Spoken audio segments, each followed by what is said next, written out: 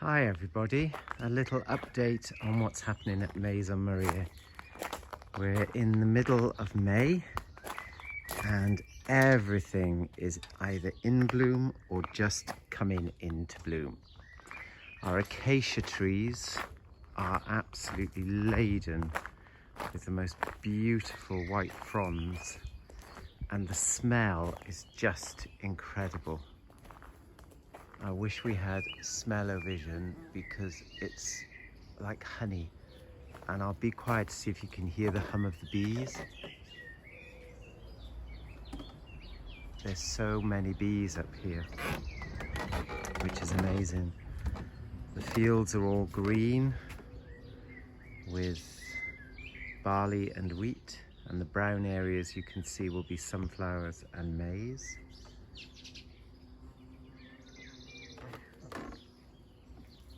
That's the bees. This is such an abundant time of the year. I absolutely love it. The flag irises are just gorgeous, beginning to come to an end. And even my little living roof above the well is flowering. The red hot pokers are beginning to come out, which are beautiful.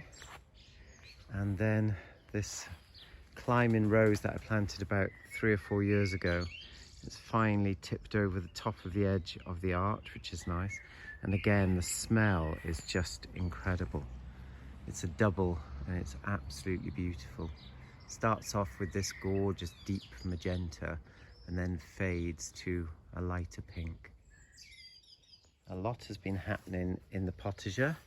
I finally finished putting all my antique tools across the fence, and the rose my mum bought me last year is just beginning to flower, and we have created this arch arbor which we have planted a beautiful clematis, which you can just see one of the flowers popping through there, which hopefully will go all over it.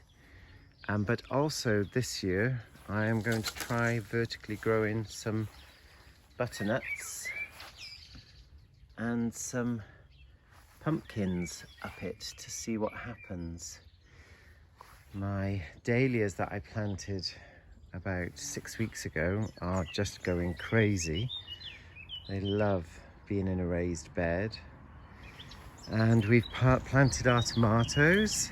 These ones were bought from an organic nursery just up the road, and in a minute I'll show you the ones I've grown from seed, which will go into another bed. We have an abundance of strawberries this year. For some reason, this year is a good year for strawberries. You can just see one beginning to ripen there.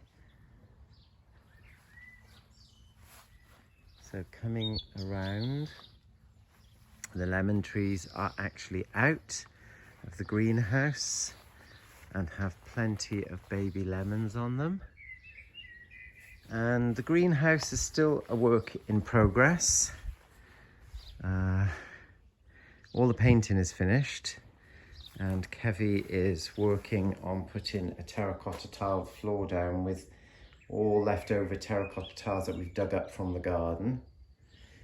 And we have bought this beautiful bougainvillea, which I've put in an old milk churn, which is going to sit on this pole here and hopefully will climb and go all through the roof. I'm going to put hanging lights up there, so hopefully it'll climb over the hanging lights.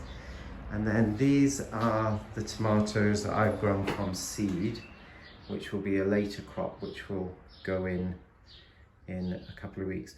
And we've planted some basil in the greenhouse in pots as an experiment, because we usually have it outside, and the ones in the greenhouse are about double the size of the ones outside. But the greenhouse temperature is 31 and it's about 26 outside at the moment. That's where my other tomatoes are going to go. My onions, red onions, are doing really well. Also, I have a lot of things seeding themselves. Tomatoes, and well, I don't know what else is in there, but I'm going to let them grow and see what they are. Beetroots are planted because we had success with those last year, so we'll see how we get on this year. And the raspberries are going great guns, so I think we're going to have a later crop this year than we previously had. We've updated the watering system so that the watering controls are all at the end of the beds now, which make it much easier to control them. They don't look as nice, but they're practical and they work. And then the compost beds are still doing really well, although it takes time for the compost, but we have lots of time. The olive tree that my cousin Sheridan bought me about 5 years ago is just growing and growing like crazy, and this summer I have reworked the base, which used to be just covered in Ficadies, which are these that grow rampant and are beautiful, but I wanted a bit more interest, so I've put a load of rocks in, and I'm going to plant a lot more alpines in there. And it's rose season, and you can see the beautiful red roses that I inherited. Love the top of the terracotta tiles on one of our wells, and they just love the heat up on there. And there's a little lizard with no tail. I don't know whether you can see him, just hiding under the terracotta pot there. And here, a piece of lovely metalwork I salvaged from a reclamation yard, and under it I've planted a later clematis, which will hopefully grow up the side of the well. My roses that I planted a couple of years ago, I cut right back, and are just beginning to come into flower. They're old roses, so they have an amazing scent on them. The roses from the back of the well, I'm not sure what variety they are because we inherited this, and there's no scent on them, but they are very beautiful. Our cherry trees have finally got some cherries on. We haven't had cherries for a few years. There's been quite a bit of disease around. You can see that we've still got some here, and we've got some leaf curl. They call it clock over here, which I have sprayed, so hopefully the spray will work. Not an abundance of cherries, but there are a few on there. But the red hot pokers are doing really well. And I've got loads and loads of flowers, and they're so beautiful. The bees absolutely love them. Can you see? They're buzzing around. There's one just coming out. There we go. He's been right in there to get some sweet nectar.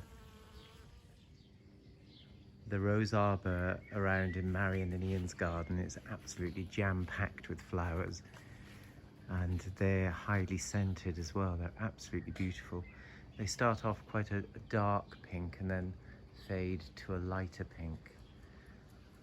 The acers have done beautifully around here because it gets shade in the morning and a little bit of sun at night, so they love it around this side. Both are looking beautiful.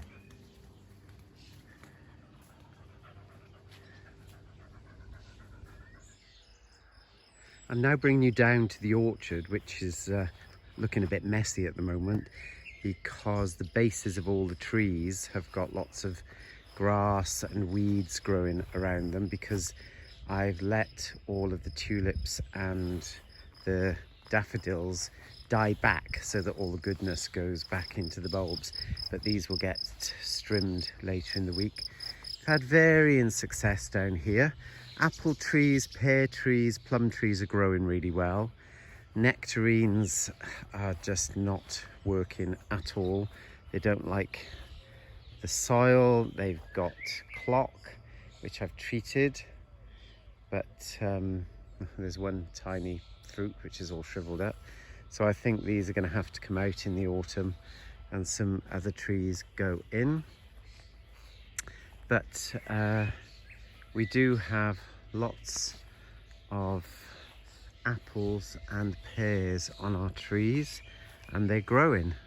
I can see that they've doubled in size since last year, which is really good. Here are some lovely apples.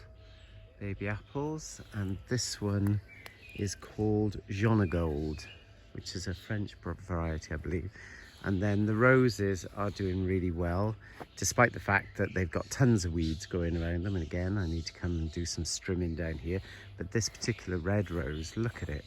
It's just abundance of flowers. Unfortunately, no smell, but this year it's just going crazy.